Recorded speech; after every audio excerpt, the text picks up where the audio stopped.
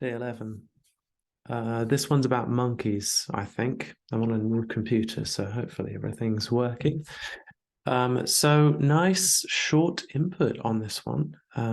Actually, let me log in for a moment. Yeah, there we go. Yeah, nice short input. If we look at the input here, we've got nothing. I'm not parsing this, no way.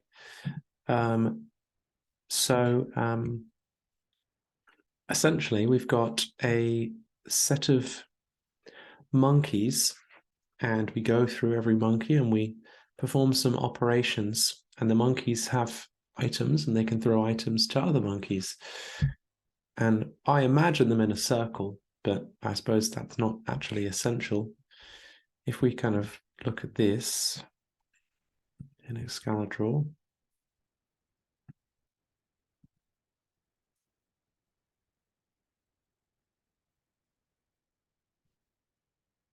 then we've got monkey O, who has 79 and 98.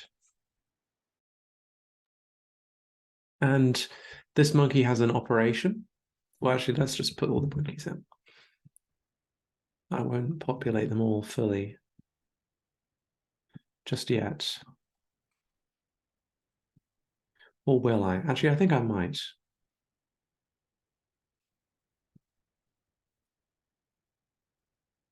So this one's got 54, 65,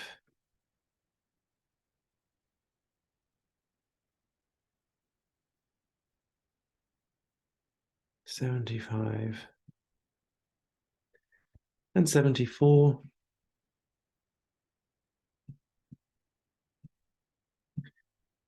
This one's got 3,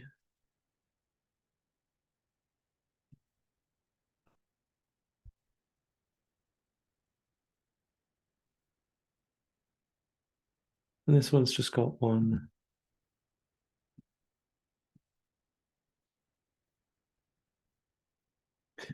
And these numbers represent the level of worry that our silent protagonist has about the items. So these are actually items, but the numbers represent not IDs. These numbers will change, but they represent levels of worry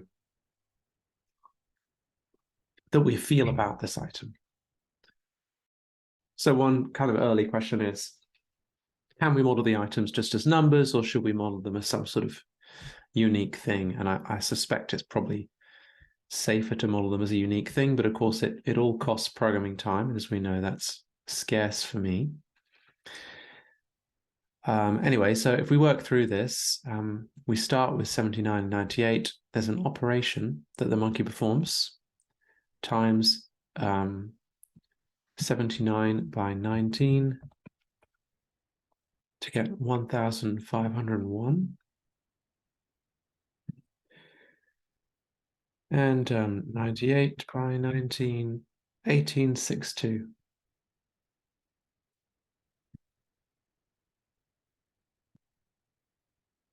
I should have made these bigger, shouldn't I? And then we test, is it divisible by 23 exactly? Which the first one is not. In which case, if it's not, monkey 0 throws the item to monkey 3. And then this one, 1862, divided by 23, is not divisible, therefore goes to monkey 3. We then move to monkey 1. Monkey 1's operation is +6, so 54 plus 6 would of course be 60. Is 60 divisible by 19? I mean, I would be very surprised. No, so throws it to monkey 0. 75 plus 4 plus 6 is 81. Is 81 divisible by 19? No, so it goes to monkey 0. 65 plus 6 is 71. 71 is not divisible by 19, therefore goes to monkey 0. 74 plus 6 will be 80. Is 80 divisible by 19? No, therefore monkey 0 receives it. Monkey 2 times essentially squares the item. So if we start with 79 by 79 is 6241.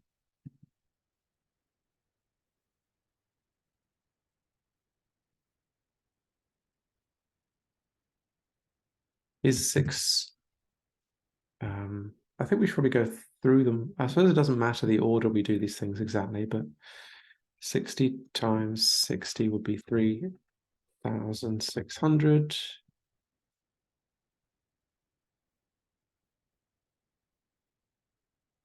97 times 97, 9409.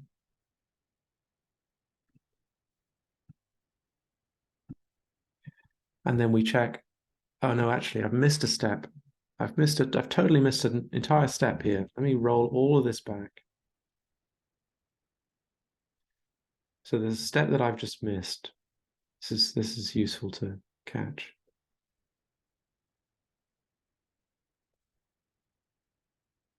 Yeah. So actually, there's another step. Gosh. Okay.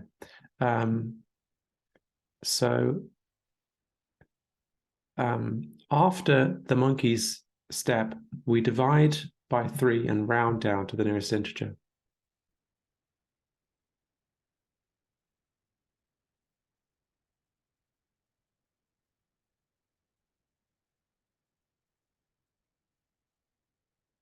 So actually, I have done this right.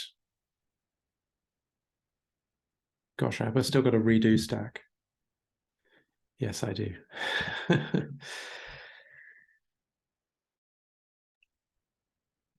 So after each step, and we can do this after each kind of round, I suppose. Although we couldn't actually. This one is thrown into monkey 2. So actually, we can't.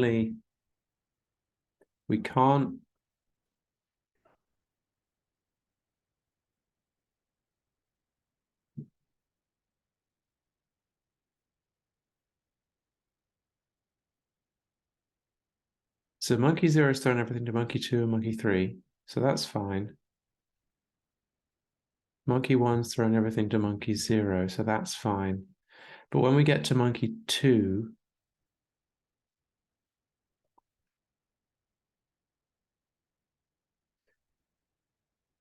yeah, so monkey 2. Anyway, so essentially, I don't think I've affected myself very much. We've gone 0 to 2 and 3. No, actually, we've taken all. This went just to 3. This one just to 0. But here's the thing. So every time a monkey throws an item, after it's been thrown, it's divided by 3. So 74 hasn't been changed. 1862 divided by 3 is 620. And we ignore the decimal point. 1501 divided by 3 is 500. These have all been thrown as well. So these will be divided by 3, which is 26. 71 over 3 is 23. 60 over 3 is 20. 81 over 3 is 27. We've already done these. So all of these and this and these and these have been thrown. So I'm going to just mark these. These have all been thrown. And that's fine because monkey 0 started with 2 and has thrown these over here. Monkey 1 started with 4 and has thrown them all over here. So I've got them all. Fine. So I've missed that divided by 3 steps. So in terms of the operations, it's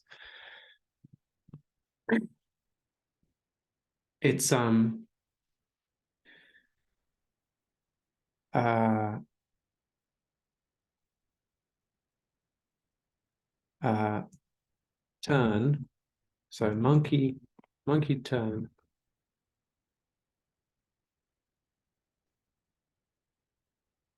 Each item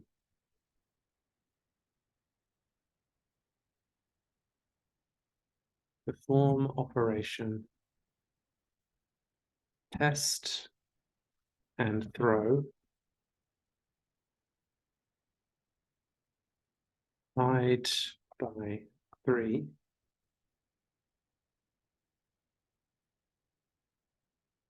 Wait, I think it's, yeah, the monkey throws first, and then we divide each item that's already been thrown by 3. So it's after they're thrown, which will be a little annoying, but it's, you know, we could divide them by 3 in the process of throwing them. It's fine. Probably.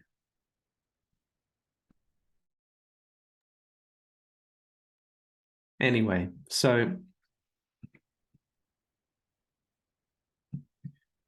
that's the process, and it's like a and round down. Fine. And then we get to this one. We've already performed the operation here, and now we need to test 3600 divisible by 13. No. 6241 divisible by 13. No. 9409 divisible by 13. No. So they're all false. In which case they should get thrown to monkey 3 and become red. And they should also get divided by 3 at the same time. 1200.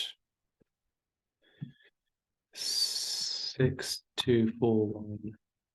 2080 and 9409 divided by 3 is 3136.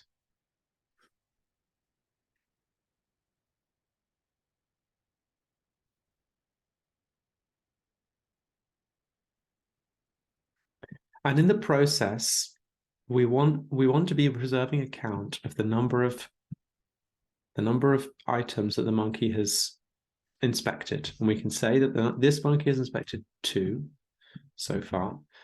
This monkey has inspected 4. This monkey has inspected 3. And this monkey is about to inspect 1, 2, 3, 4, 5, 6.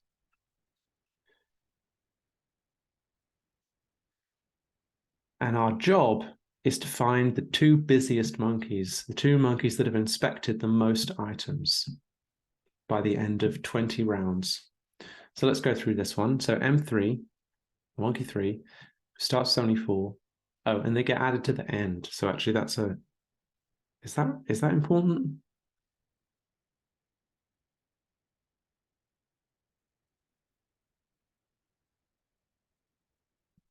Is it important?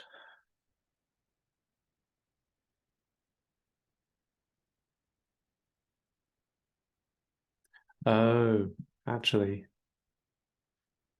I've got that wrong.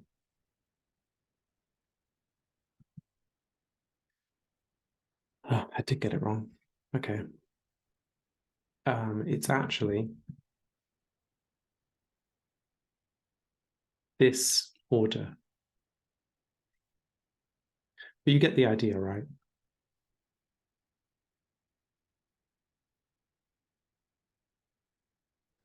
So this is no longer actually, valid. We'd need to start again to calculate everything that happens here. I wondered why we weren't getting any falses. All right, let's just reset this. I'm not going to go through it all again because I think it's just to illustrate the rules, but 54, 65, 75, 74, and the order, allegedly, we're given the order, so I don't know why we're given the order. In the order listed,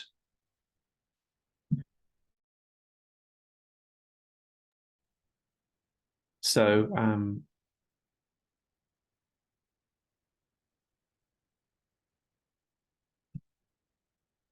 yeah, so in the order listed, I don't know why that's important yet. I don't think it is yet, which is a clue that it might be in the extension in step 2.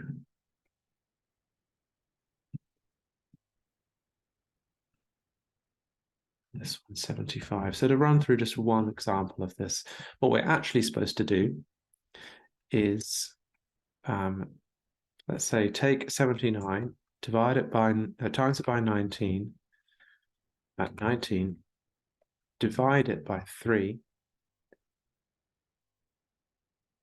and round it down, which actually puts this to 500. Is 500 divisible by 23? No. So it goes to monkey 3. We increment this by 1.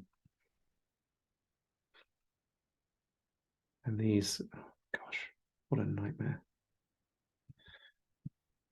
And these have not been inspected yet, therefore they can be in grey. And then 98 times 19 divided by 3 is 620. So this would be 620. And then become red, and then go to 620 divided by 13 is, wait, did I do that right? 98 times 19 divided by 3 is 620, and 620 is not divisible by 13, by 23, sorry. So it should go to monkey 3. Now, is that first round correct? Yes. The first one that should go to a different monkey is actually 60. So let's just try 60 out. We're going out of order, I know. So 60 plus 6 divided by 3 is 22.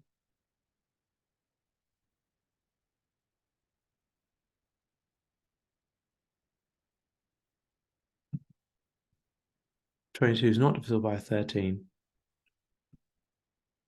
So it should go to monkey 1. No, monkey 3. And I guess the others are. So 79, for example. 79.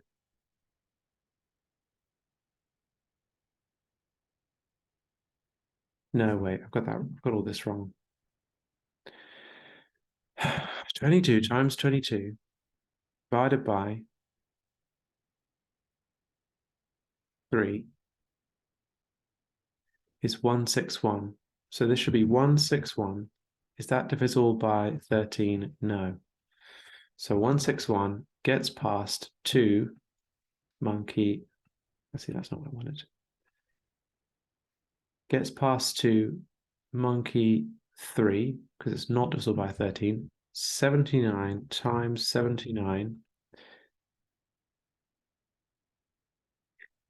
79 squared divided by 3 is 2080.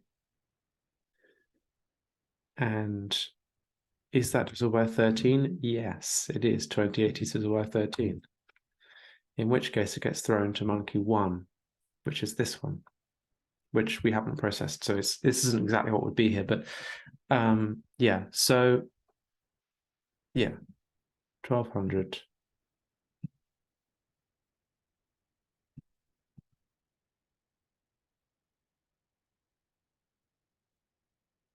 Got that one wrong again.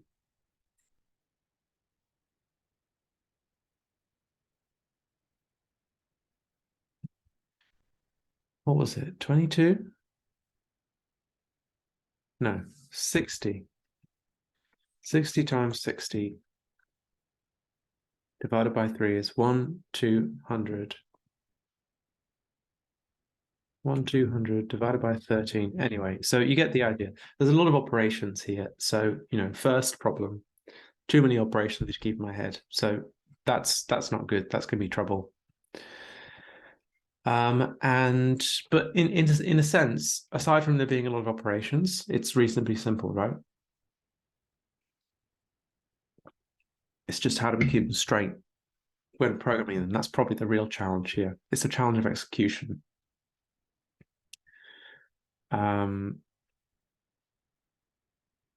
Yeah.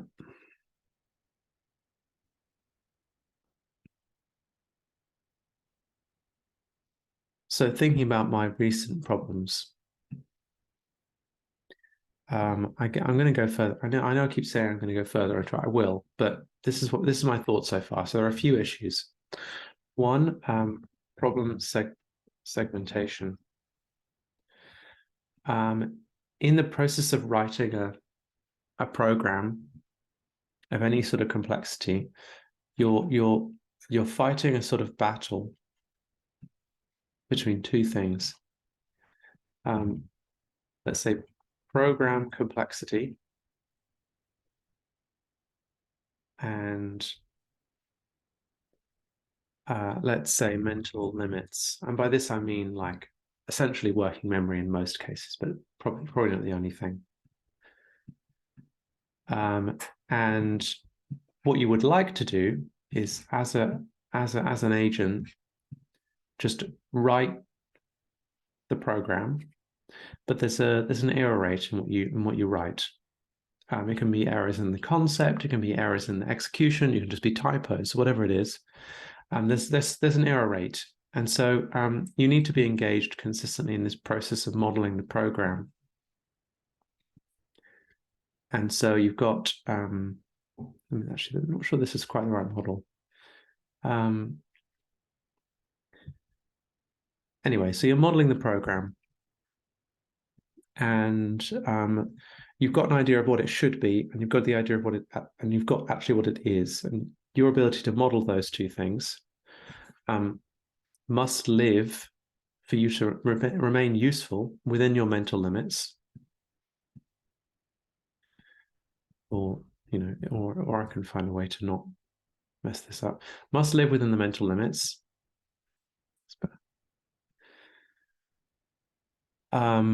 Even as you increase the program complexity. So this is going to go up, and eventually, if you're not a good programmer, you're going to hit your mental limits. You're going to not be able to go any further without essentially engaging in some very hard reasoning. And the way we solve this when we're programming is through a process of segmentation. So instead of writing one big program where everything is tied up in some way with everything else, we try to write a number of smaller programs that we can understand separately that then add up. If I can use Excalibur, that then add up to our well, you can't select the middle of these, that's annoying. That then add up to a solution. And then what this allows you to do is to take this problem that would otherwise just get big and hairy and horrible and just blow your mental stack, and break it down to smaller parts, each of which is small enough to fit inside your mental limits, but together models the full complexity of the program so that it actually solves the problem that you need to solve. And a lot of my planning has involved this process. I've come up with a list of functions, and then a main loop that brings them together. So that's been my process so far. I've had something like function 1, function 2, function 3, main loop involving, and then these getting added together. .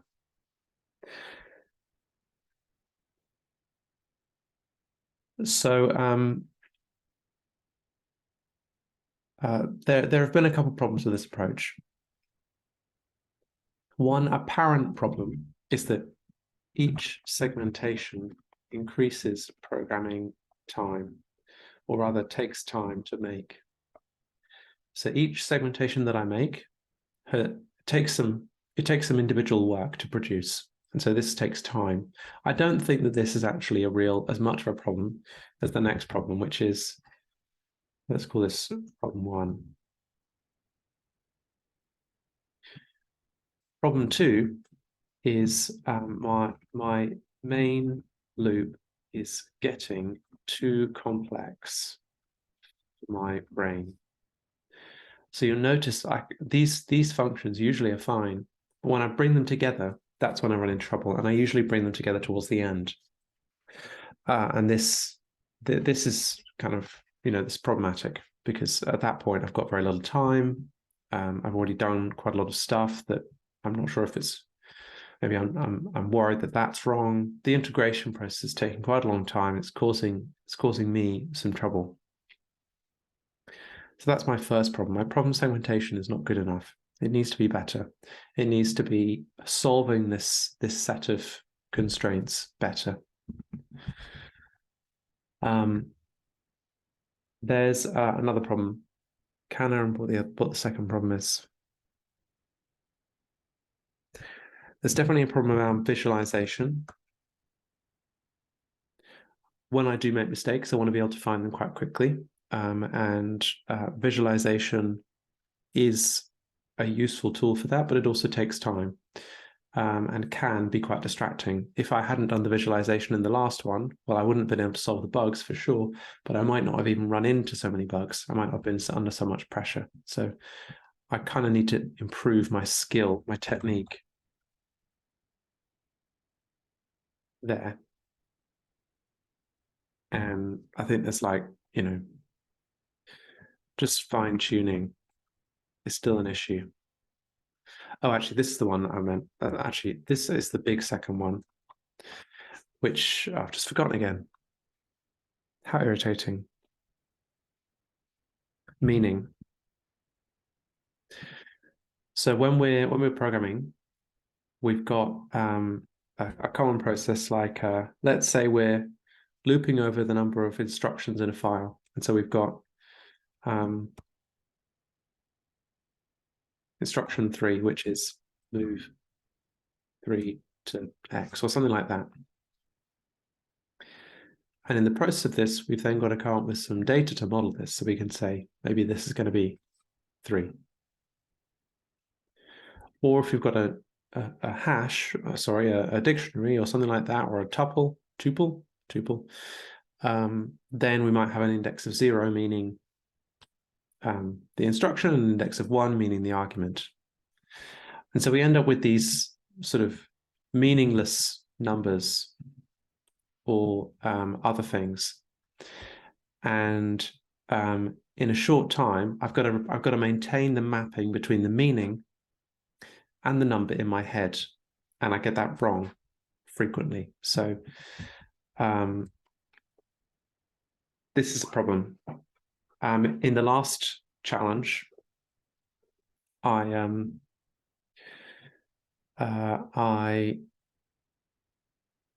interesting. Sorry, I just realized I don't have a timer on my recording. Oh well.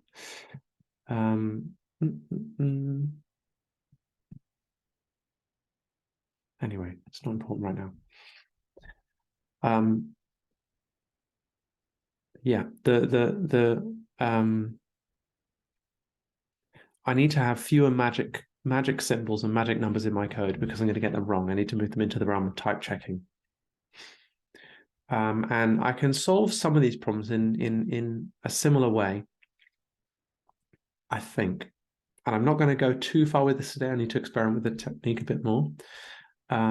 But this main loop, if this main loop was stronger, more structured, I think I would be doing a lot better than I am. And I once saw I once went to workshop by Dan Abramov, and he had this technique, which is very him actually, of taking stateful code, which is like, you loop around some state changes. You have to keep track of it mentally if you want to know what's going on. And essentially modeling it from, like, let's say, kind of amorphous state with some code, which just kind of changes this in an opaque way and then draws on it in an opaque way. He would model it as a function from state, sort of pre-state, really like the last one, pre-state to post-state. And then the loop would essentially be calling, let's call this F, would be calling F repeatedly with like the next row. So you would iterate over a row of things, and you just pass the row straight into the pre-state to post-state function. And this has some nice properties.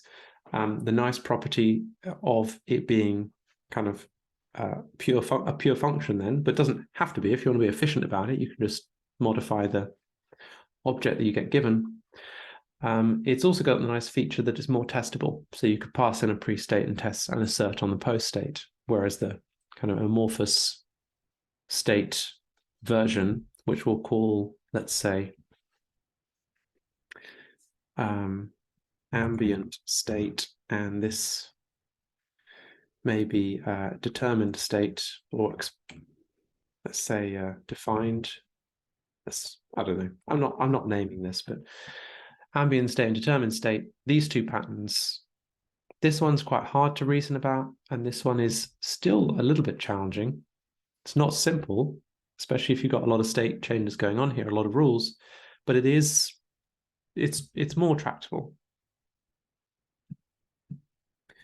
So I think that one way, I think I'm starting to get a sense of the cracks in problems like this, like the way that you can come up with a process that solves them reliably without having to be sort of some amazing competitive programmer with all the knowledge in their head. Ultimately, knowledge obviates all of this. If you just can know what the solution is, then I don't mean to sound dismissive. I just mean having aggregated a lot of knowledge over doing a lot of these problems is a very powerful thing.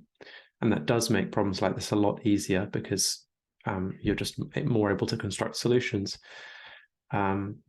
But if you're not, I think there is a bit of a process which you can use to solve these, which is all the program as pre-state to post-state. I'm actually going to change the font here again. I don't know why it always takes a little bit longer. All the program is pre-state to post-state. Segment the state function into pieces.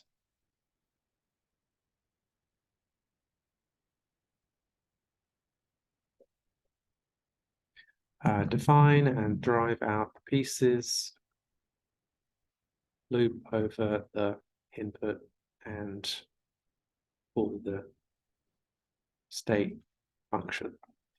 And if you can do this rigorously enough, you've kind of, you've solved the problem at this point in principle. And allegedly, this ought to be able to solve any problem like this, allegedly. So this is sort of like, this is not the final process yet. Of course, it probably got a long way to go, but like candidate process for this sort of thing is about like this.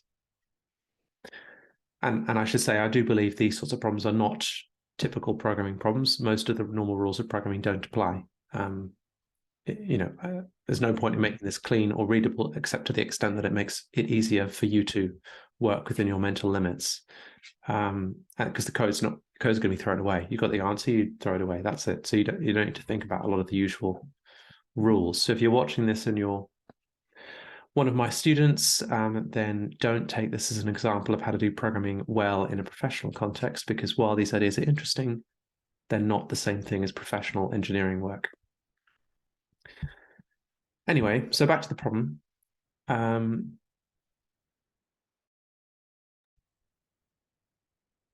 So here, we are the input is actually just going to be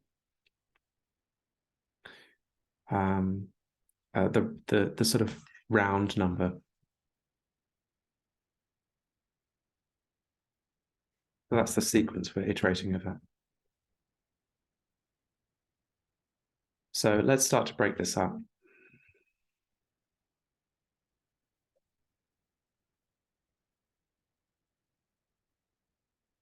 And let's try and keep track of the state here as well.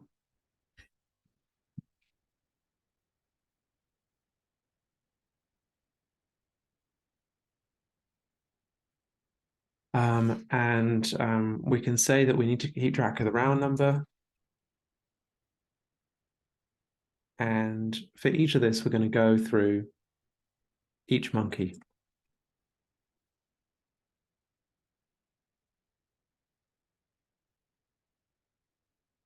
So it's going to be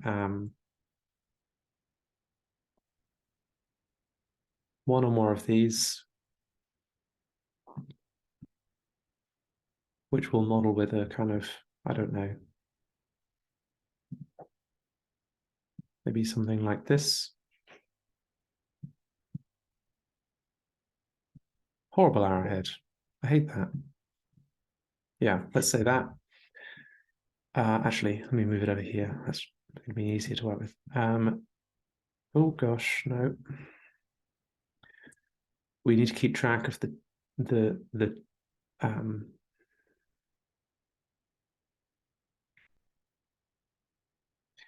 we need to keep track of the turn number, I think. Or rather, it's like current turn monkey.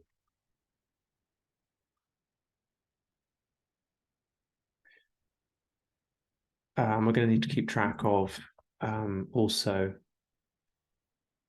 monkeys, which is going to have items.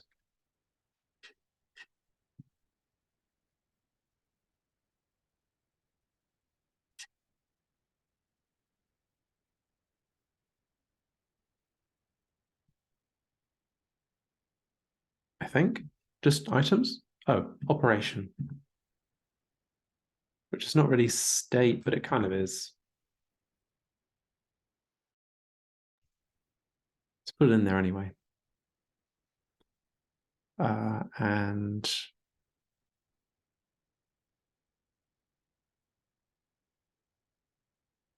choice.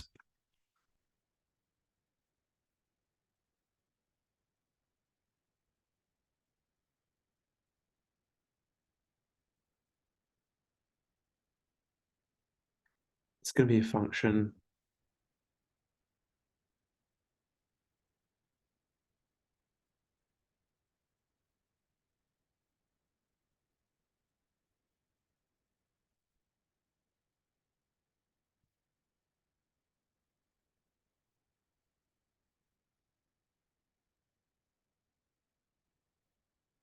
Are they all divisible by?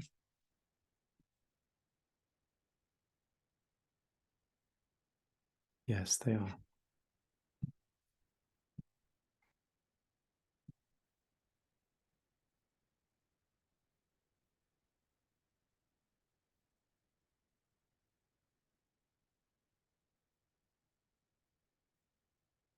think it's divisor.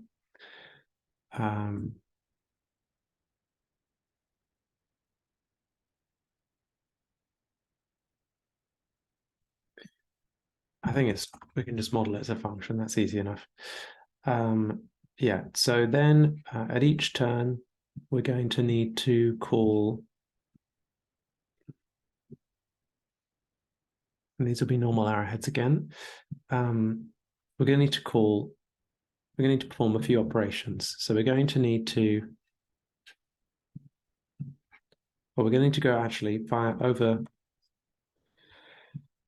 over each item.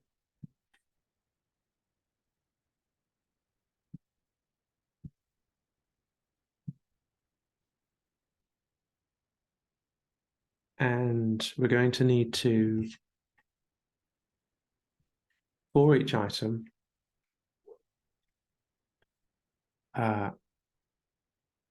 form operation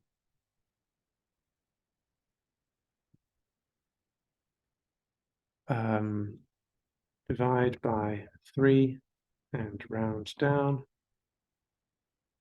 Let's say floor.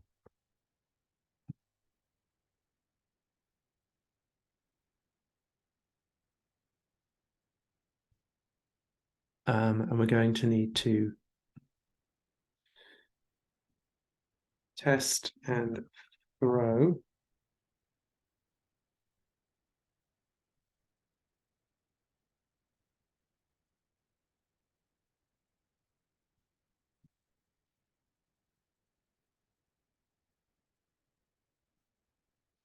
and we're going to need to add one, so inc monkey op count.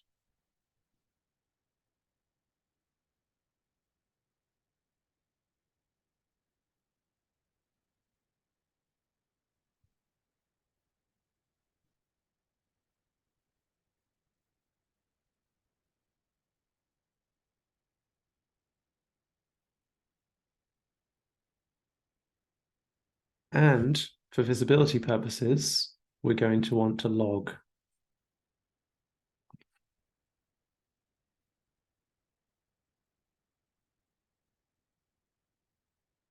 Which we could just log as operations.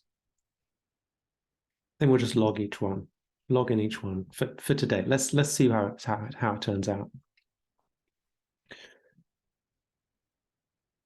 And then we've got, so if we, I think this is all the operations.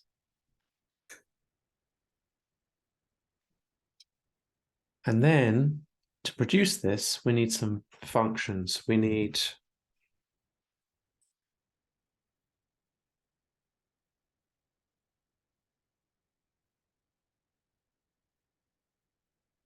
and these are all going to be state functions. So let's just assume they're that.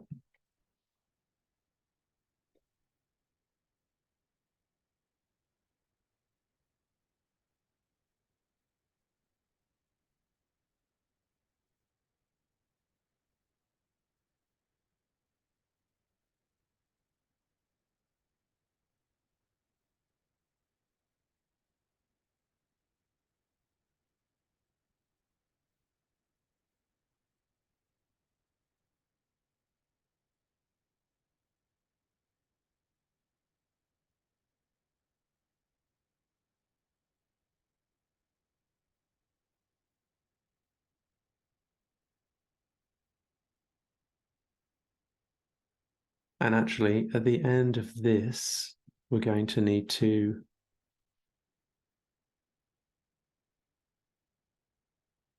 increment the turn count, and we're going to need to inc. So actually, current turn monkey, current item, inc, current item.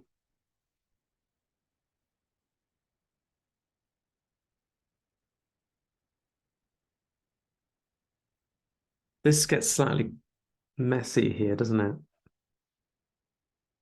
Could I just loop simply? Would that be the more pragmatic choice?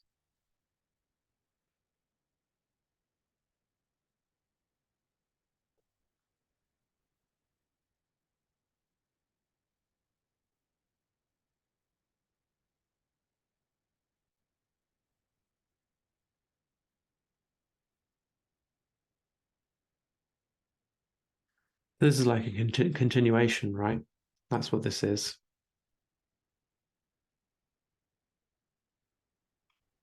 I've discovered continuations. Brilliant.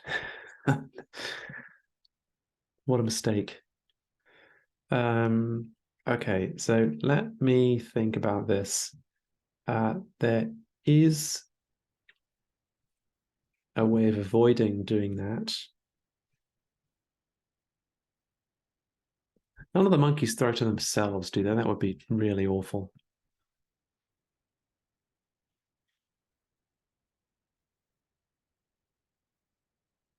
No. Phew. Okay. So the problem with this is if we increment the current item, then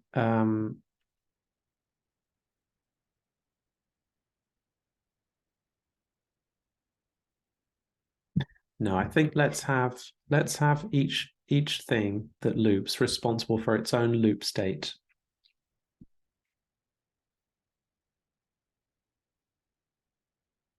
And setting that in the state.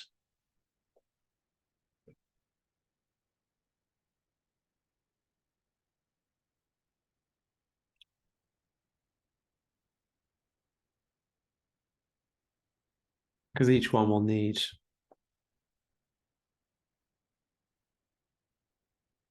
it. Okay, but they can all kind of increment. So let's just mark that. That's going to need to increment. That's going to need to increment. This is going to need to increment. So it's going to increment the round number. This is going to need to increment the current turn monkey.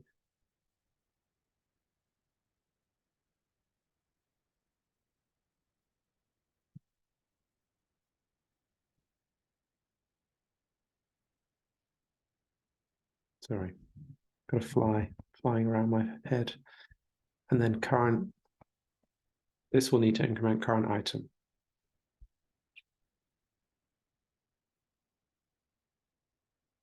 Okay, and then we get to these, and then we should be good.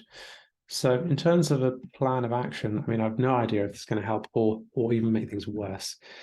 We want to drive. We want to create state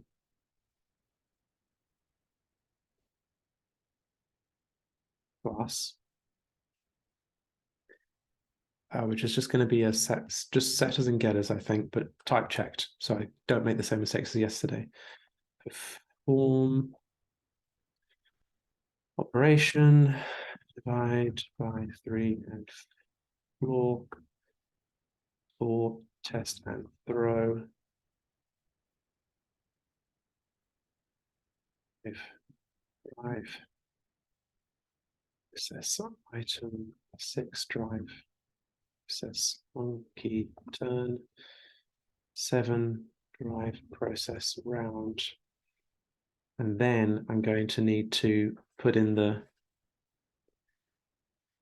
real monkeys just by putting them in, I think.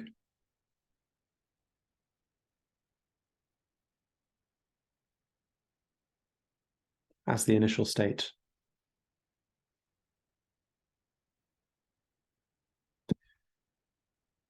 Okay, let's try it out. I have no idea if it's going to help, but it'll be interesting to see whether these techniques do make any difference. I'm going to share VS Code now.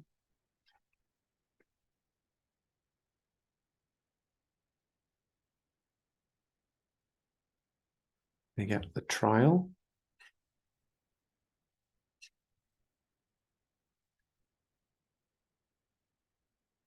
Over here.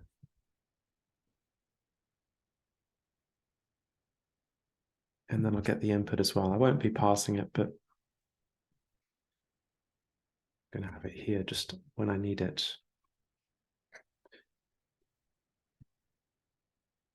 Okay, time to get started.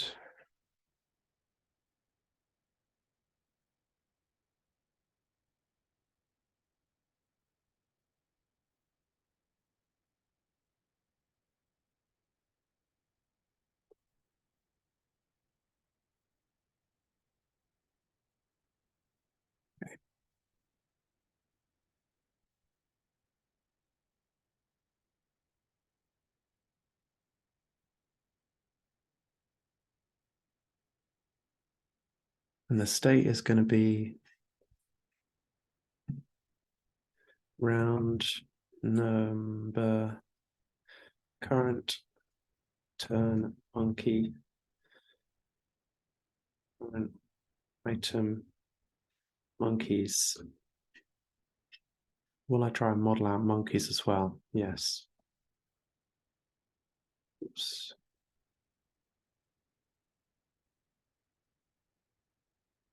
Self, I should have thought of this. Items, op count, operation, function, and choice function.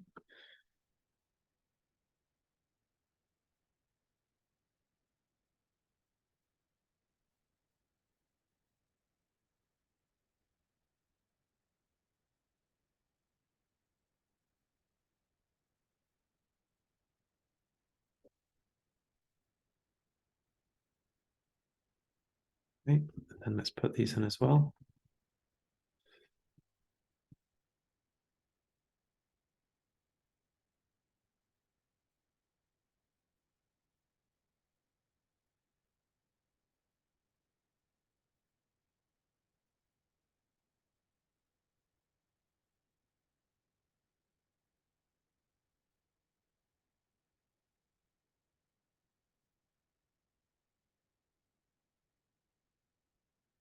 Okay, let's put in the trial.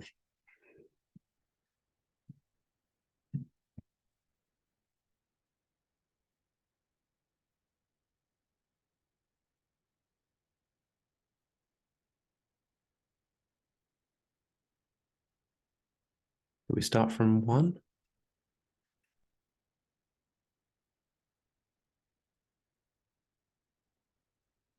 Yes, we do.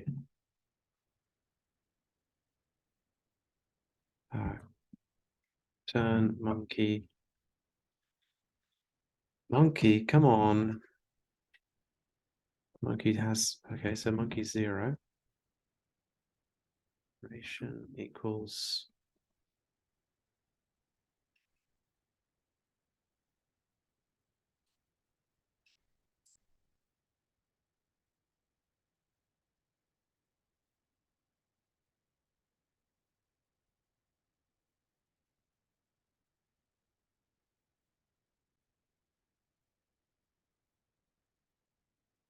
right. Current turn monkey, current item is, I think, 0. We start off with 0. Yeah, it doesn't give us a number, so we can 0 index it. And then monkeys can be a list of monkey items.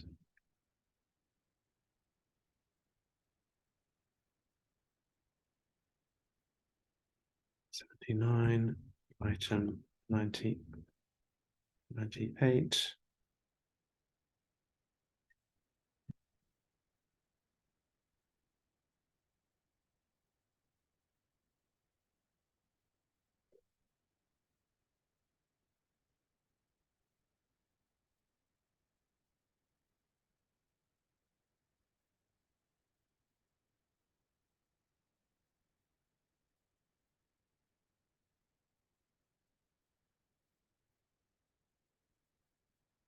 Mm,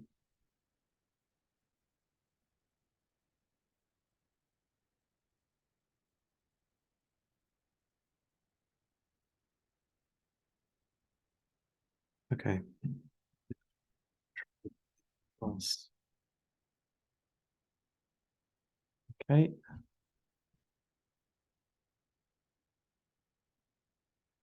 Got an error there.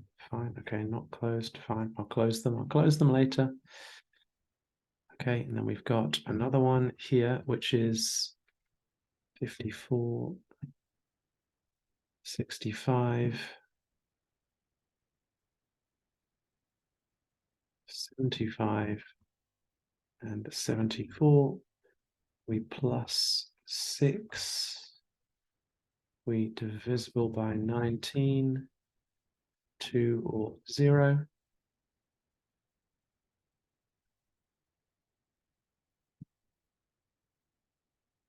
What have I got wrong here? Oh, this.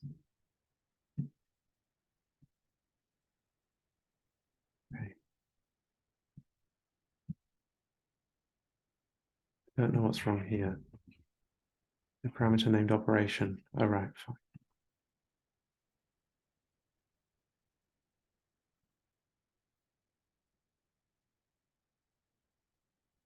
That right now?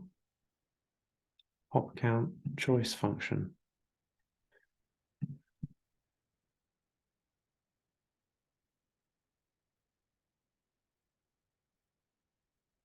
Okay. All right, fine. We're getting there. We're getting there. Okay, this one's got 79 and 60 and 97. This one times them by each other. If it's divisible by 13, then we throw to 1 or 3. And then this one is operation, okay, 74, and that's it. We plus 3, and then we're divisible by 17. Either it's 0 or 1. Okay. And then that's everything. That's the whole state. Okay, so that's the state. What comes next in the plan? Perform operation.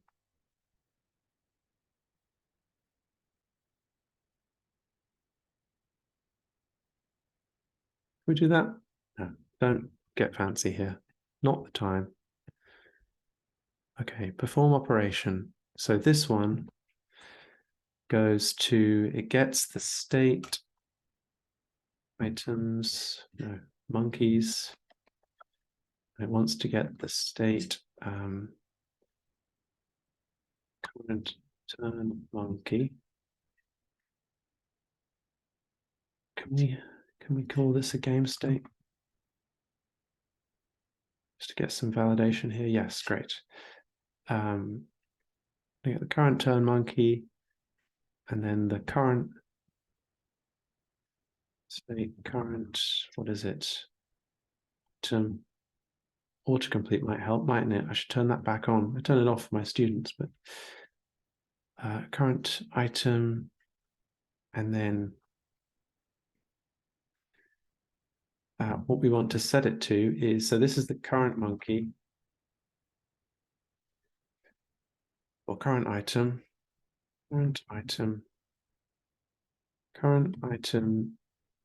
value is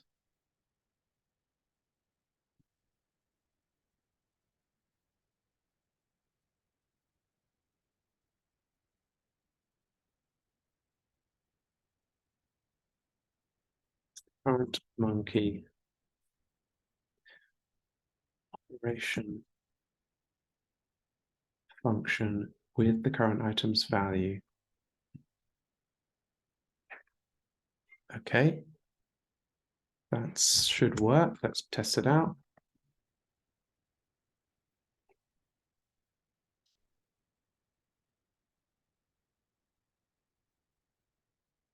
With a, oh, this is going to be tough to test, huh? All right, let's just assume I've gotten it right. Divide by 3 and floor.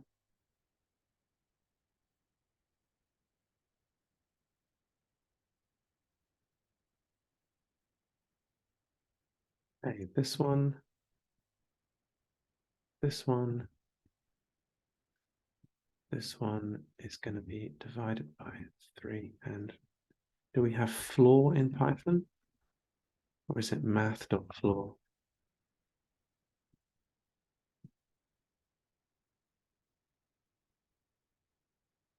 I actually think we've got integer division, right?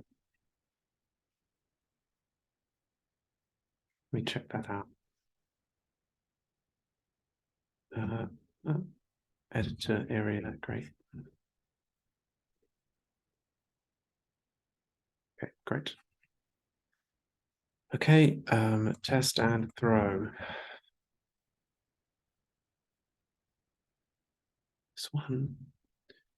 This one, and then we want to test. So we get the choice function chosen, then we get current monkey current monkey if true.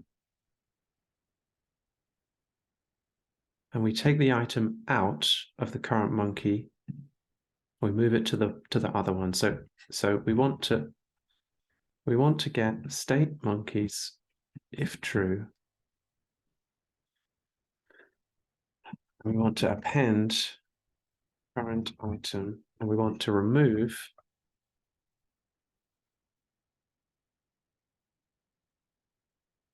an item from the list. So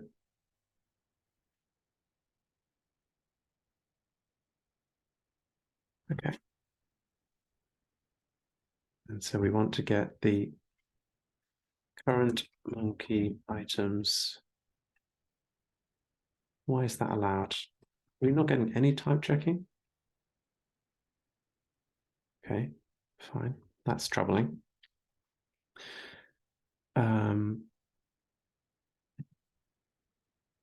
That's indeed, we're not getting any. That's very irritating. Okay, well, I need to work that out. Okay, we're doing okay for time.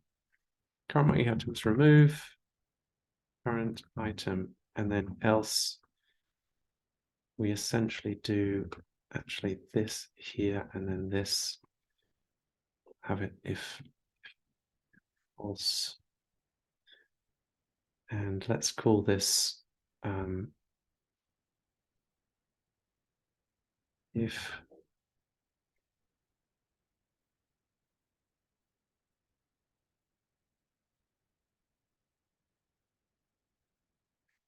false, and then let's have this happen in both cases.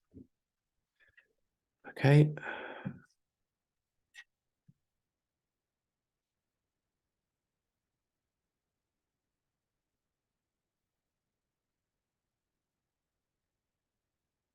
So current monkey op count. It's op count, right? And this isn't getting set.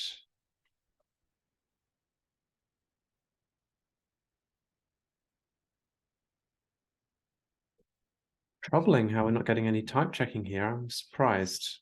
I need to learn more about Python if I'm going to try and use this language. Okay, so that's all the monkey functions. Now we want to test out drive process item.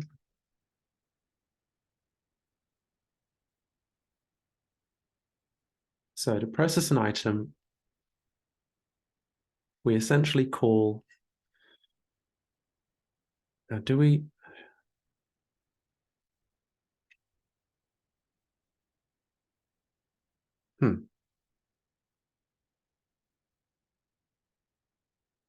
I think my structure's slightly off here, but not so bad.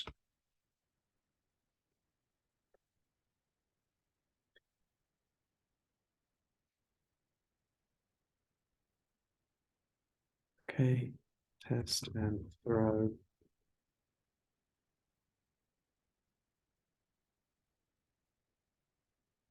Okay, and then we want to have a process monkey turn. And this is going to go through each item in the current monkey.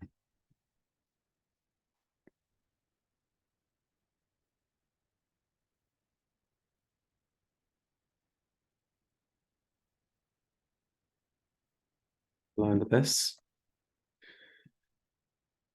Monkey items.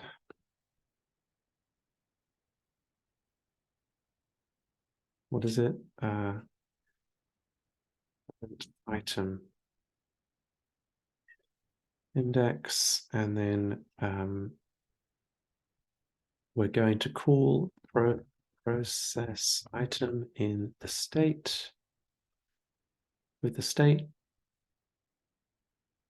and then it's process round, where we're going to go through every monkey.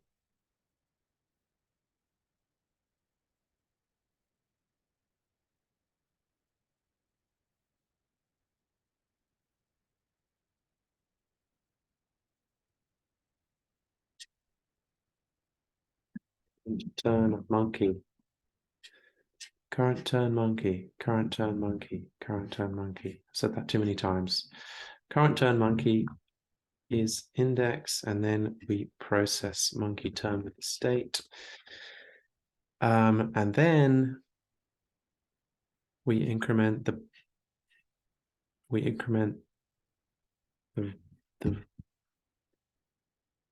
then we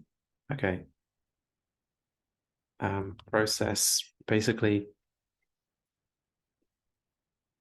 20 rounds.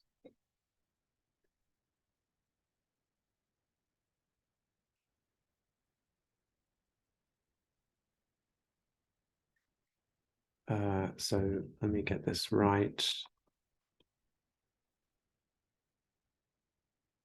Okay, and we're actually going to go from 1 to 21. And shut up and process round. We're going to say current round number.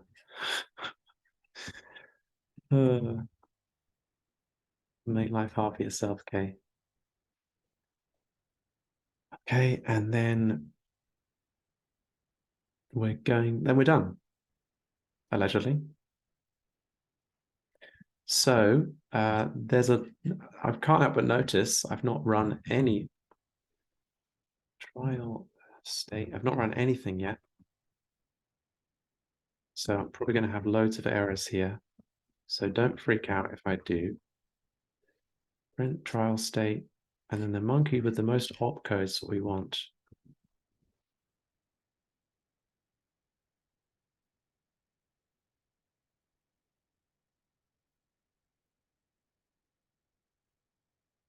Which we can get by going through the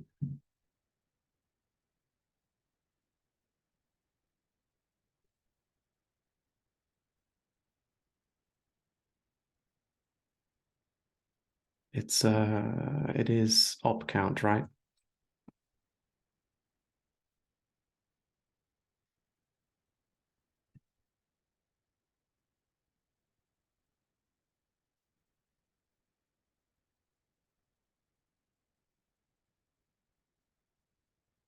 Okay.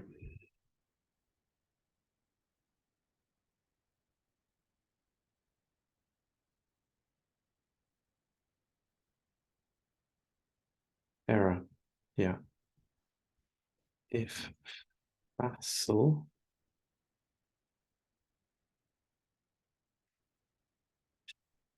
Okay, is that anywhere near right? No.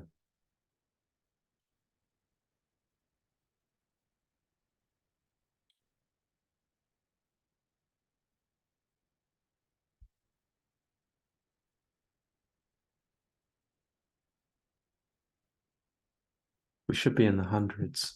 Okay, let's start printing.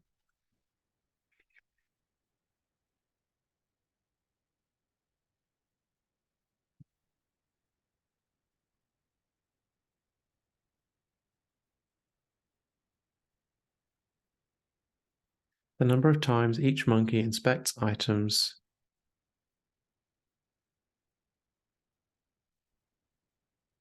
over 20 rounds. Okay.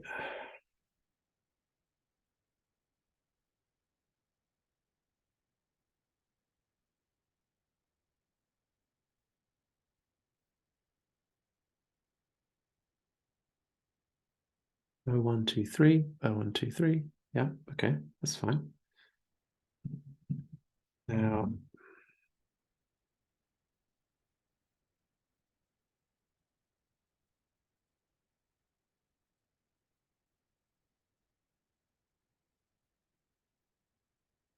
so let's check this. 79, 54, 54. Okay. And then we can check afterwards as well.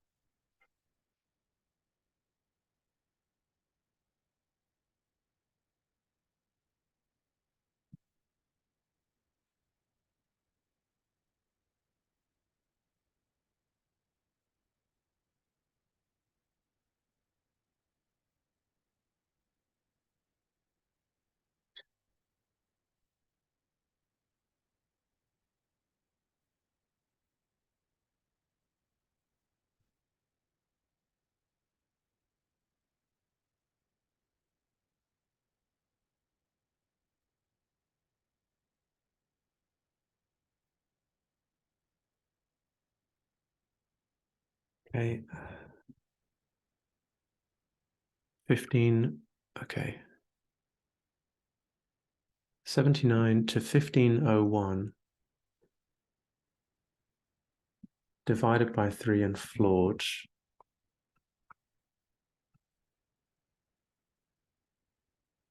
to 500 and then thrown to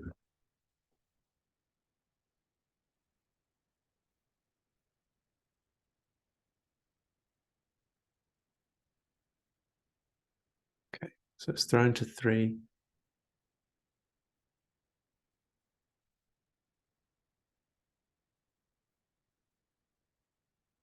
Okay, so we're not doing the right number of items. We're not iterating with the right number of items. That's what's going on here. Because we're doing it based on the index. Fuck! That's a problem. That's a problem.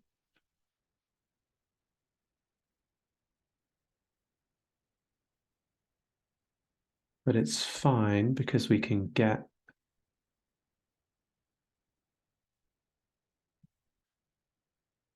these can be 0.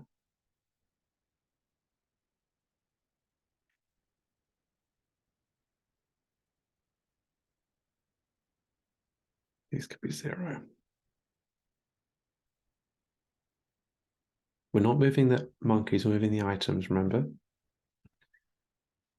So these could be just the 0th item.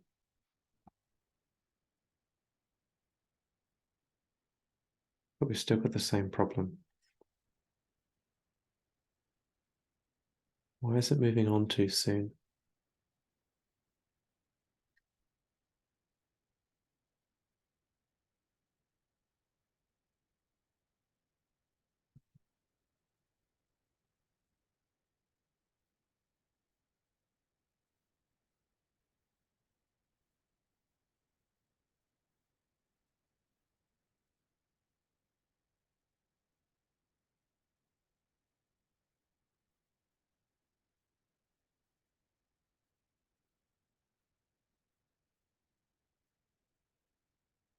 That one's got to go away.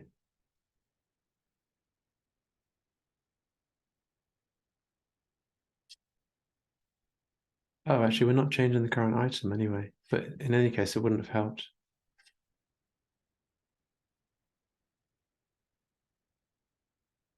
Okay, are we getting a better number out? Yes, we are. 101, 95, 7, 105. And then we multiply the top 2 together, which we can do by hand.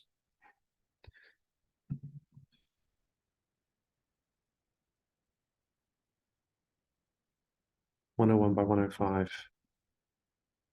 10, 605. Okay, that's right. So in which case I've got 5 minutes to put in the real data. Okay.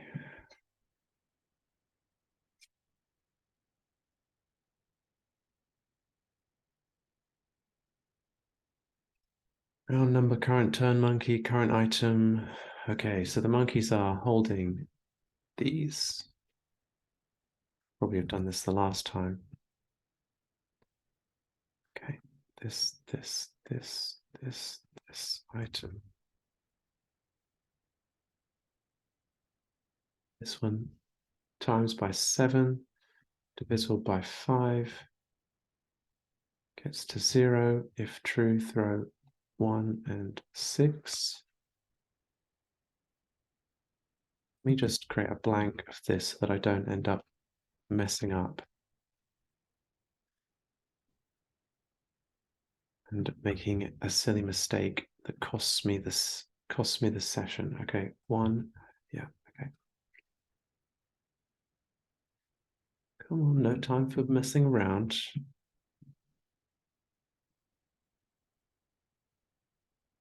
Okay. Multiply the x by x, which is divisible by 17. If true, go to 2, otherwise 5. Okay, monkey 2, which will be 3, 4, 5, 6. Okay, monkey 2 is these two. Item 59, item 81 plus 8, divisible by 7, either 4 or 3. These ones, I've got monkey 3,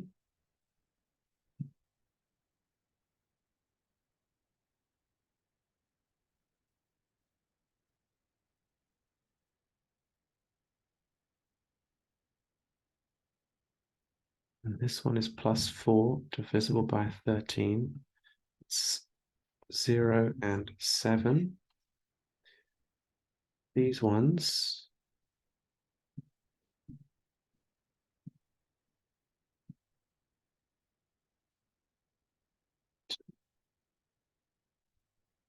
okay, and it's plus 3, divisible by 19, 7 or 3. This one's just 1. Ah, nice. Very nice. Okay, 11 and 1 and 5. And then monkey. Oh, I've missed one. Fucking hell. Okay, 74, 69, again, 59, 50, 61, 69. I haven't missed one. I think I'm fine, actually. I know, actually. Yeah, 69, which I've done, 54. Yeah, it's just these. Yeah, I'm fine. Got myself upset for no reason. Plus 7 divisible by 11, 1 or 5, wait, 4 or 2, 7 or 3, 0 or 7, 4 or 3, 2 or 5, 1 or 6. Okay, so I did get myself a little bit mixed up there. Okay, and then these ones.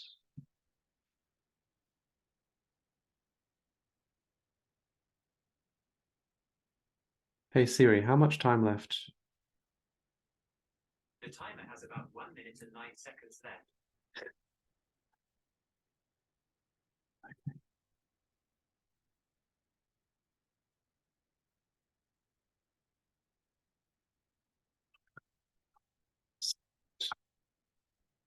Okay, this one.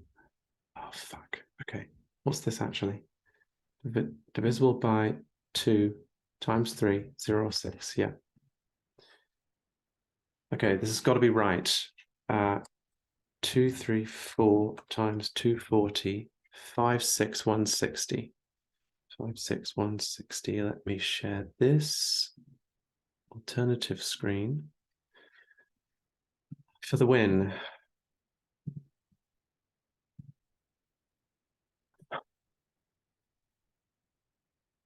Five, 6, 160.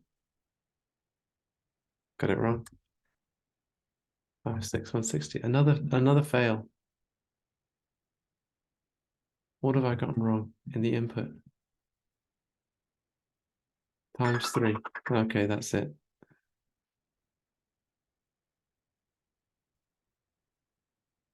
Plus 7, 11, 1, 5, 4, 2, plus wrong one. Wrong number. Wrong number.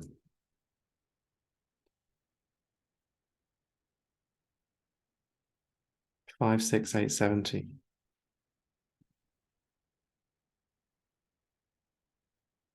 It's all right, sharing the wrong screen there.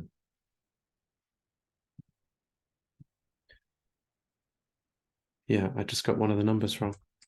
I think 5, 6, 8, 70.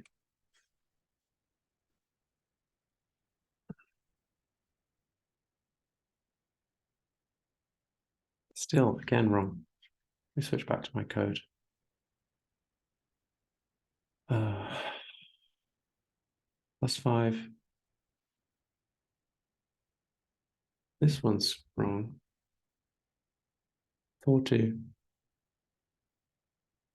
Plus 3. 1973 plus 4, 1307, 8743. Multiply 1725, 7516. 235 times 242, 56870. All right, let's try that then.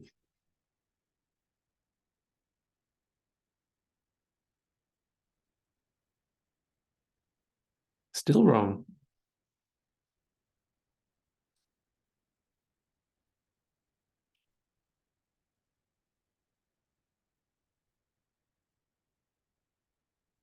Well, this output looks a little weird, doesn't it?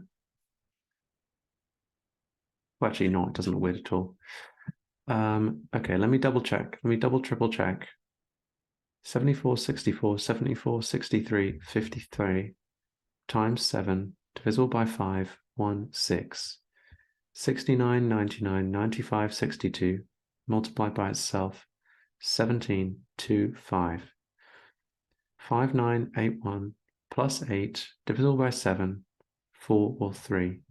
50, 67, 63, 57, 63, 83, 97 plus 4 divisible by 13, 0, 7. 61, 94, 85, 52, 81, 90, 94, 70 plus 3 divisible by 19, 7 or 3. 69, old plus 5 divisible by 3, 4 or 2. 54, 55, 58 plus 7 divisible by 11, 1 and 5. 79, 51, 83, 88, 93, 76 times 3 divisible by 2, 0 and 6. And that's all of them, right? So that's right now, but still doesn't work.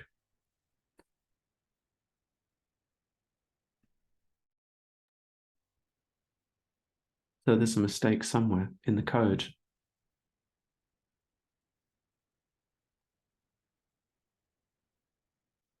Couldn't be interference in state between these two, right?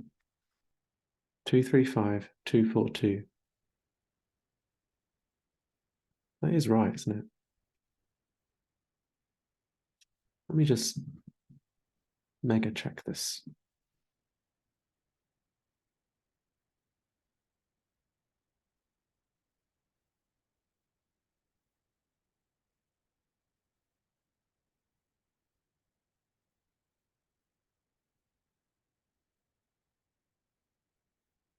Let's get rid of this. 1065, 7, 95, 101, 105. So it's right in this, but in the real one, it's not right.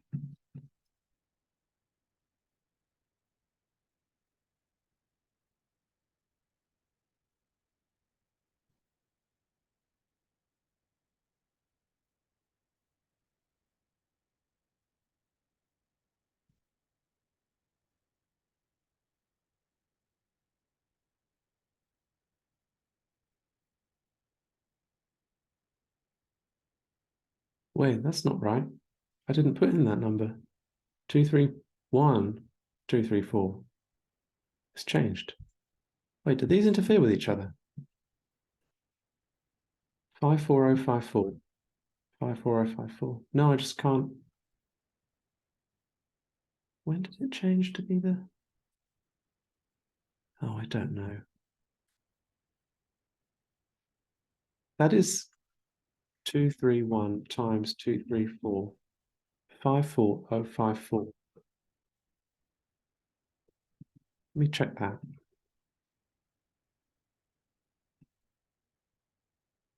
Well, that's right. Still, I don't know where we ended up on time. Probably not so far over. Okay. Well, I think that went better. I didn't get so confused. Definitely, it was easier to reason about the code, but it was a lot of typing.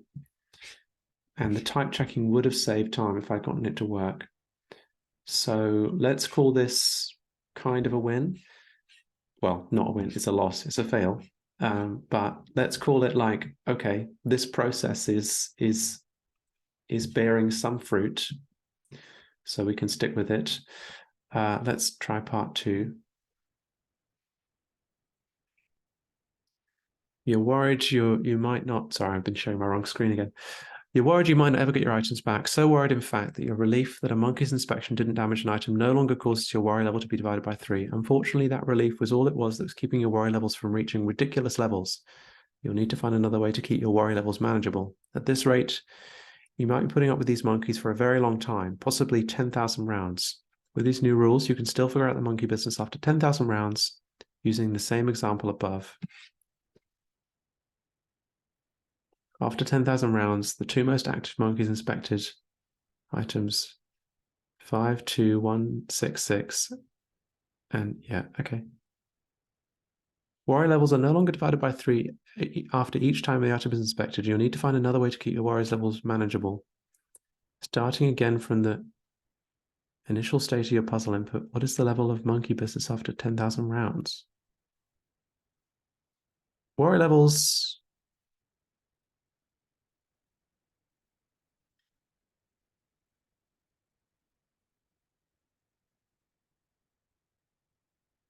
Are the numbers going to get ridiculously large? Okay, so no longer divided by 3. Fine. Fine.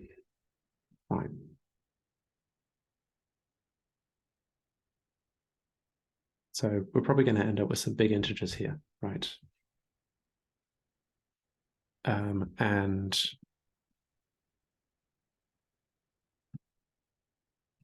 this is 10,000 rounds now. No problem for us.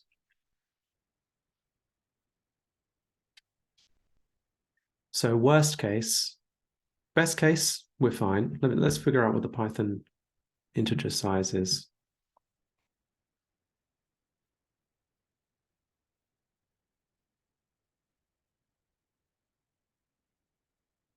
Quite large, but maybe not so large. Hmm.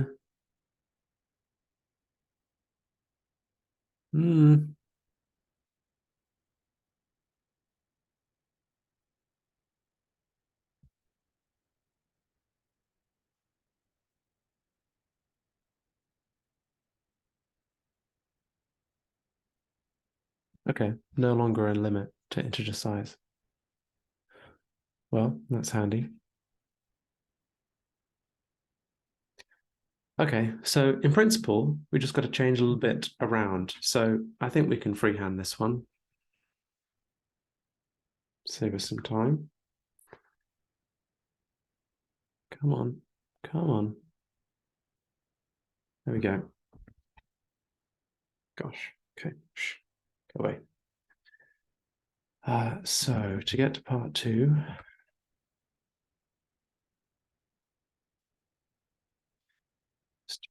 mess that up, yep. Okay, so no dividing by 3, no flooring. And then we do 10,000 rounds.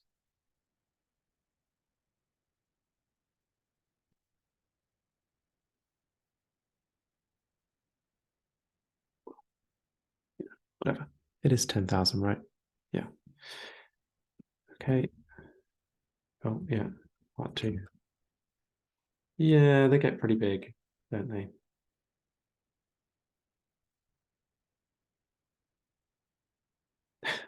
Okay, great. Now we're into advent of code. Now we're in there.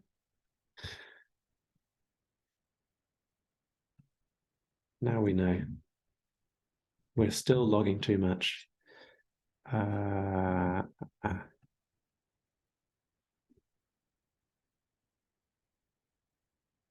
Oh, shit.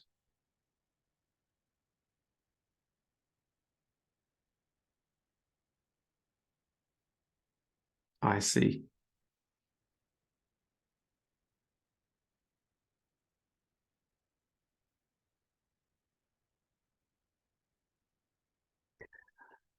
Multiplying ever larger numbers is going to cause a problem, isn't it?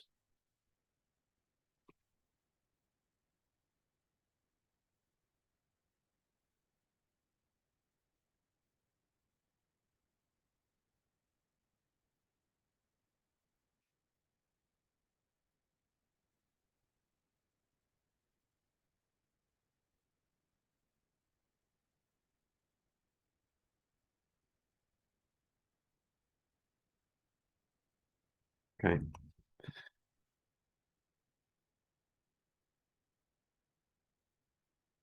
Is there a handy thing we can call on here?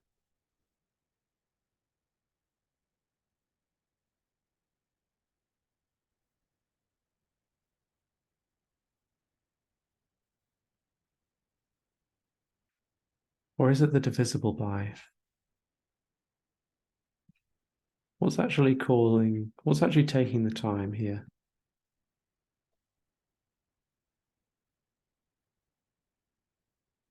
Is it the multiplication? Is it the division?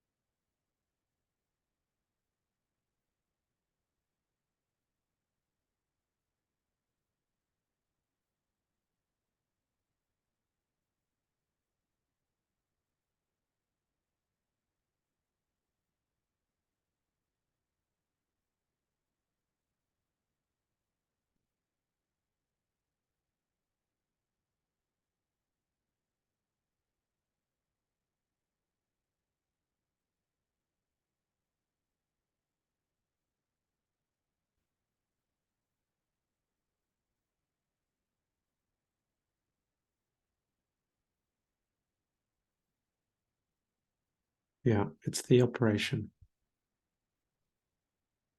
So the division is fine, right?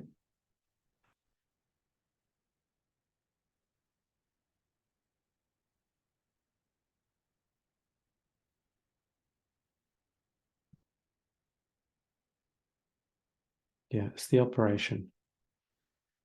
And the operation is going to be, for example,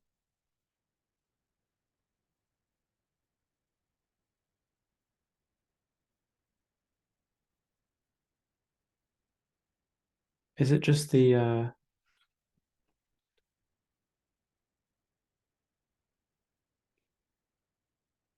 is it just one of the monkeys, I wonder? Or just a couple of them?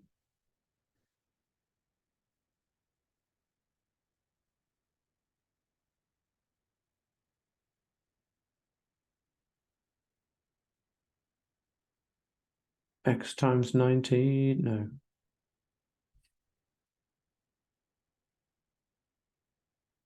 Is it always monkey one?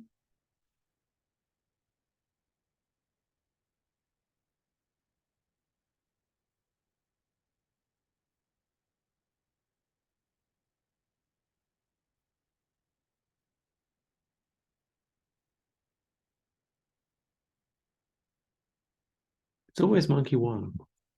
And monkey one is the squaring monkey.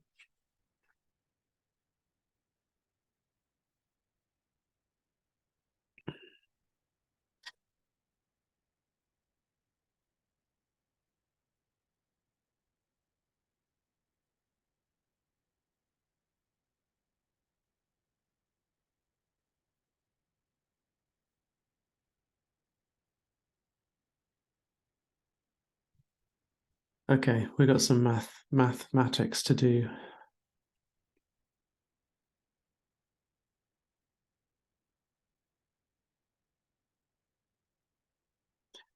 Okay, so x by x,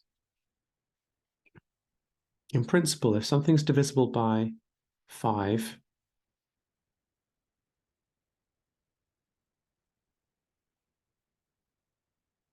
and we multiply it by itself, it's going to be divisible by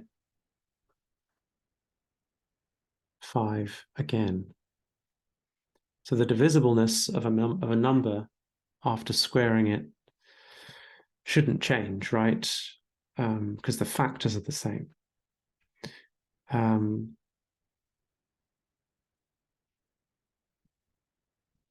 these, I had sort of occurred to me, these are all prime numbers, right? There's 2 prime, I've forgotten that. Yes. So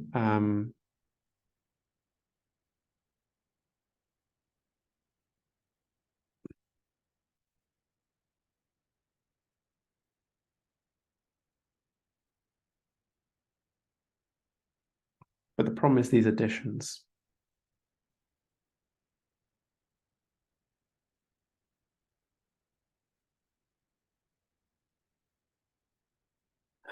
If we got rid of this, would we work? Would it work even? We could try it.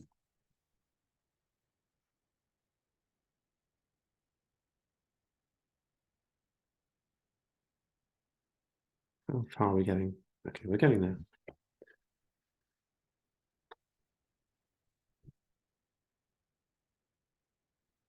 Okay, well, actually, we should try it with the trial, because the trial is the trial will get us a number we can check.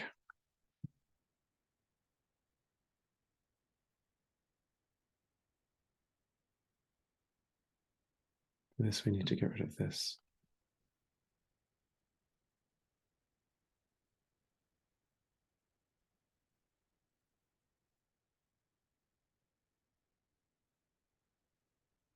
Is that anywhere near right? No, it's nowhere near right.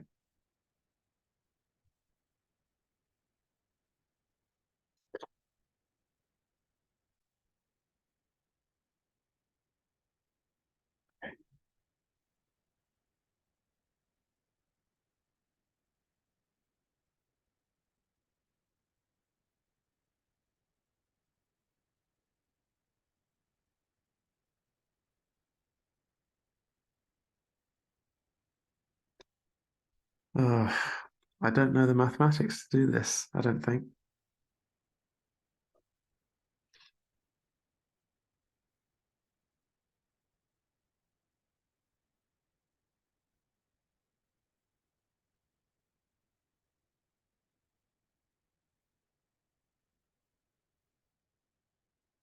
One thing I'm thinking about is we could store what we're multiplying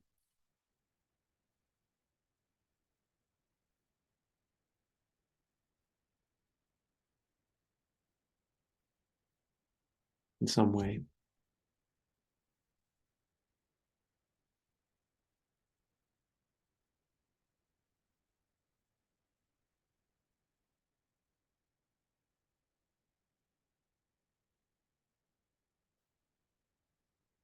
Let's put this back anyway. It's not going to help us.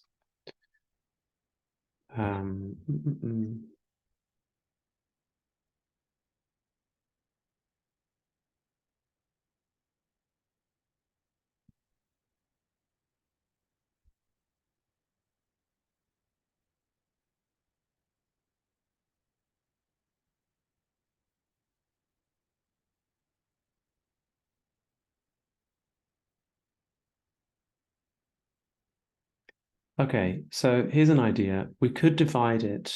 We could change the worry step to divide it by the common, divide it by essentially all these prime numbers put together. Let's try that. Let's try with the trial.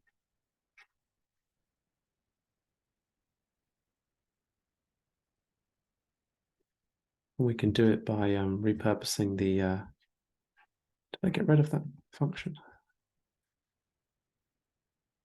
repurposing this divide by 3 and floor, which goes after perform operation.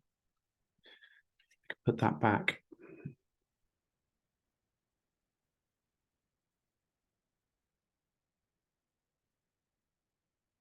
And we could divide it by, so we could see if current item value is divisible by, we have in the game state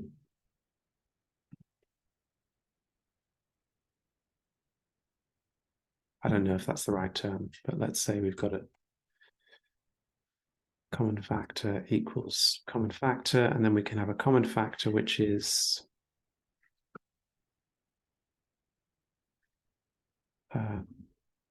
in this case 23 times 19 times 13 times 17.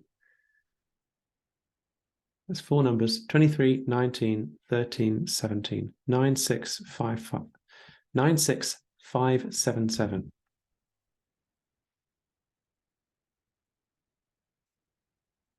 And then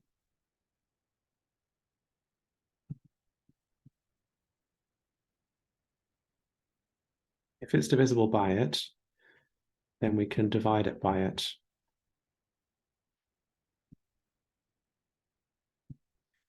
I don't know if that, I honestly don't know if addition will screw that up, but maybe it won't.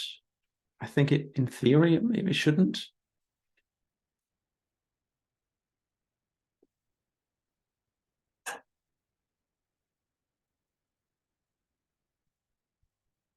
No, it's nowhere near right.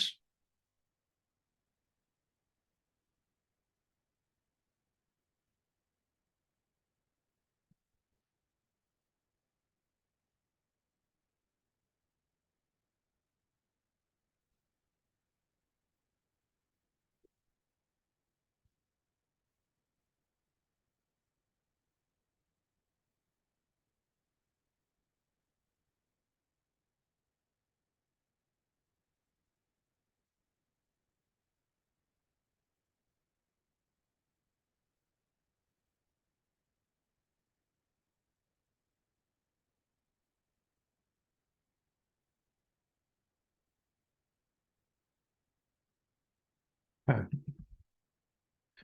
obviously. Well, it's not stalling, at least, even though the numbers are very big.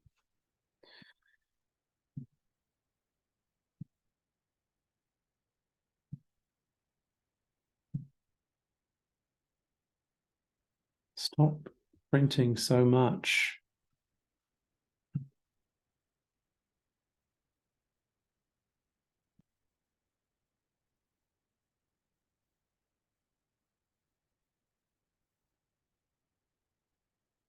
Still slowing down.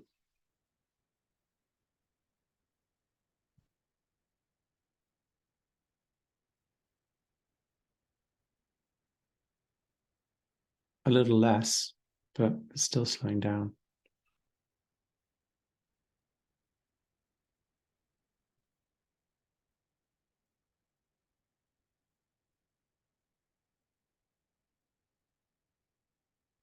Is it because it's a floating point now?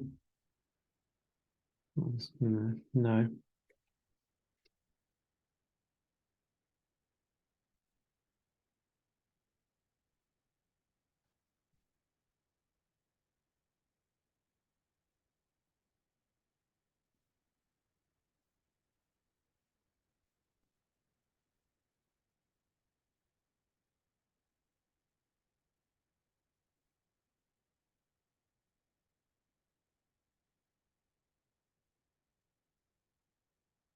Yeah, it's still too long.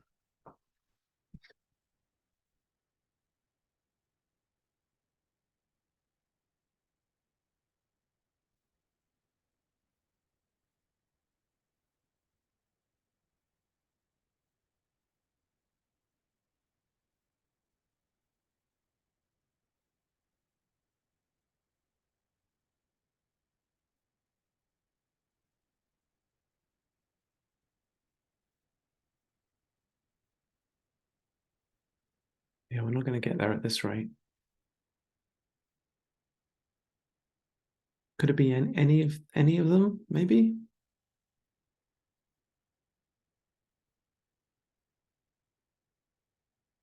Surely not. Surely it couldn't be any of them.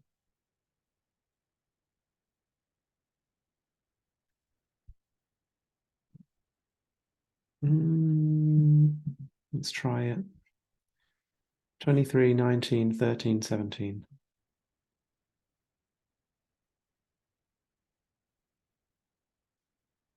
13, 19, 17.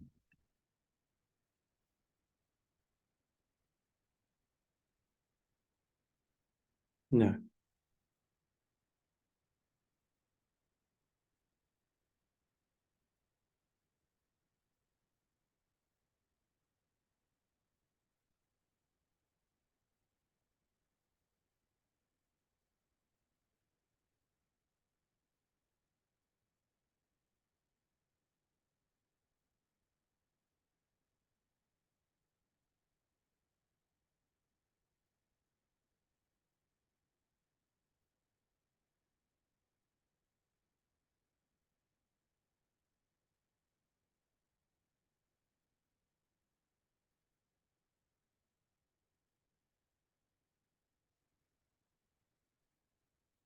Numbers still getting too big.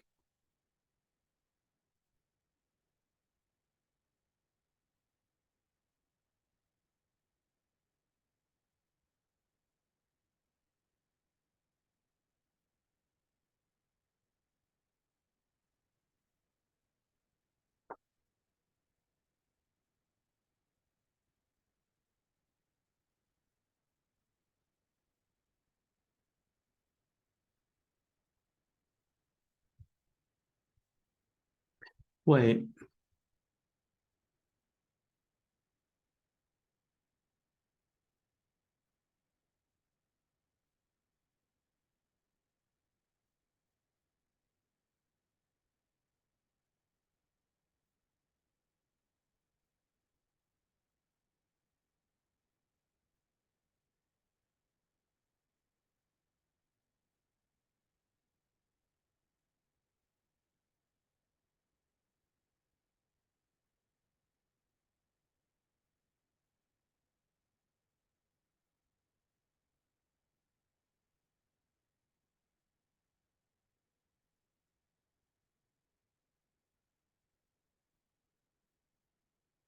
we know that testing with a divisibility is quick, otherwise our program would look very different. We know that addition is quick. We know that creating big numbers is not quick. We've tried dividing by the common factor of all of these, or whatever it is.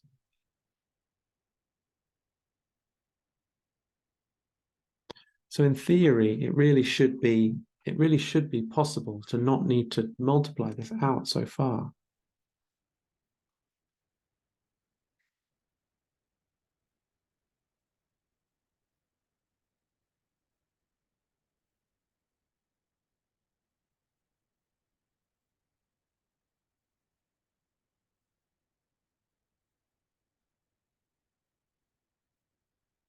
We may not need to divide it.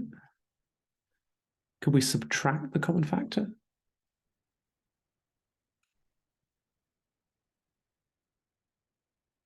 It shouldn't make any difference, right? If we subtract the common factor of this. It shouldn't make any difference.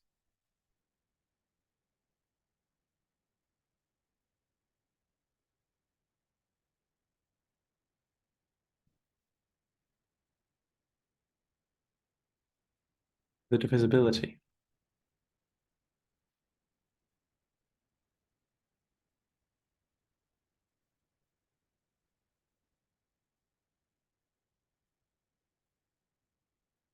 That's the right number. That's the right number. That's the right number. I'm so happy. I can't even tell you. Yeah. So yeah.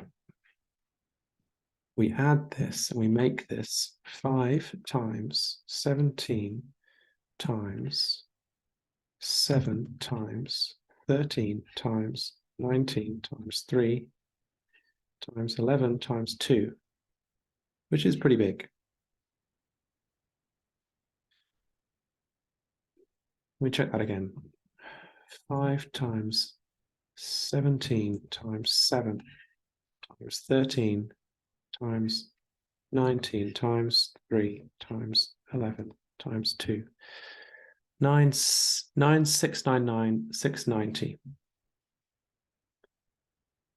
Okay, so given this,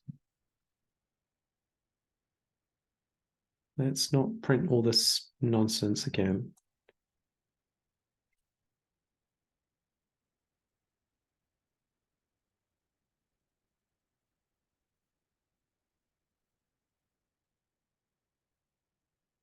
I don't really need to wait for this. I don't know why I ran that even. Let's just run the real one.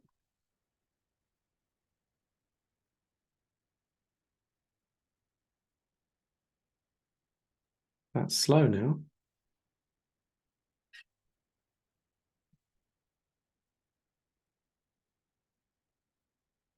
Why is that slow now? I really thought we were onto a winner there.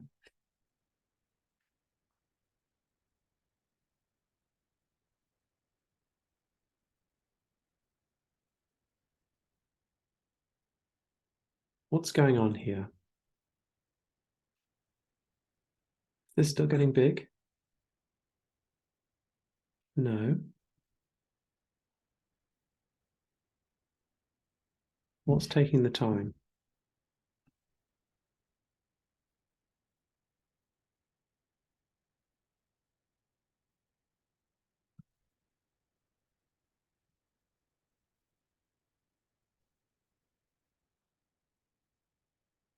Monkey 1. Monkey 1 is the squarer, yes. But why is it taking so long? Are we just subtracting a lot? Is that the problem?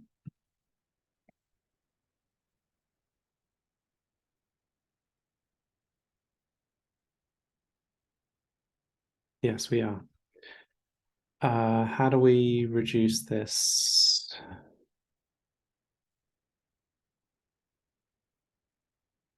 Is this getting too big, right? Okay. Let's do something really horrible.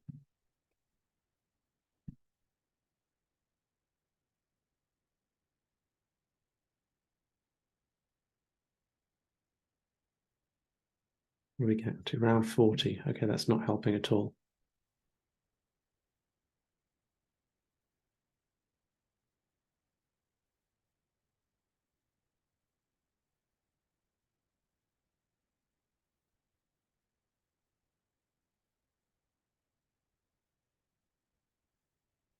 We're subtracting too much.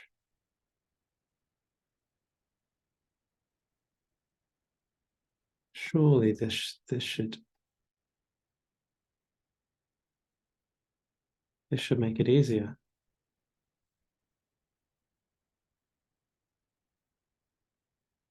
Faster?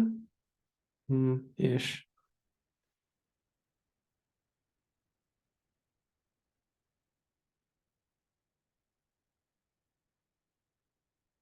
Do we have enough time to wait for this? Let's get it going and see if we can. We need to. Are we going to get there at this rate?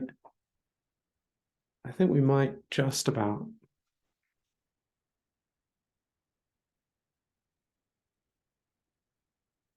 That's faster. Okay.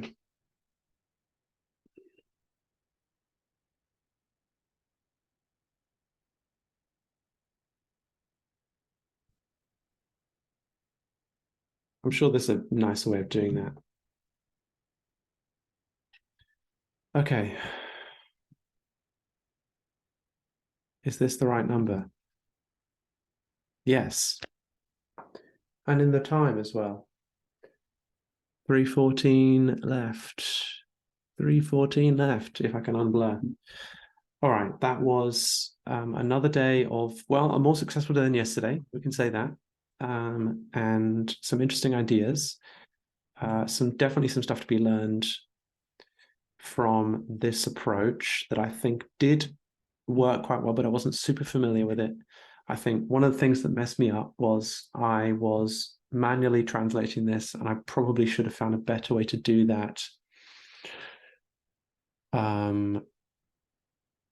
That would have really helped.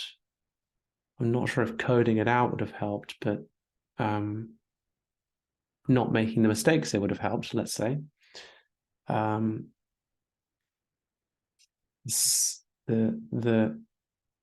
The mutation of states and indexes was a problem. I need to think through that.